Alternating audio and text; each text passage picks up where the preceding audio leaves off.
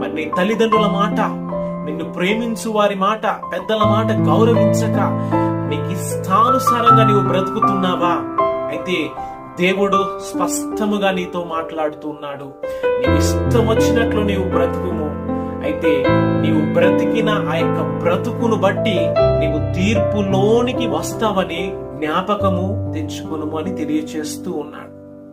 ఈ యొక్క శరీరంలో దేవుడు ఆత్మను ఉంచి, ఈ యొక్క దేవుడు మనల్ని జీవించే ఆత్మగా దేవుడు చూసినప్పుడు ఈ యొక్క శరీరం యొక్క ఇచ్చలను బట్టి, కోరికలను బట్టి మనము బ్రతికినప్పుడు, ఈ యొక్క శరీరం యొక్క కోరిక చొప్పున మనం జీవించినప్పుడు ఒక దినము మన శరీరములో నుంచి ఈ యొక్క ఆత్మ బయటకు వెళ్ళిపోయినప్పుడు మరి ఈ యొక్క శరీర క్రియలను బట్టి మన యొక్క ఆత్మ అనేది తీర్పులోనికి వస్తుంది అని పరిశుద్ధ గ్రంథము మనకు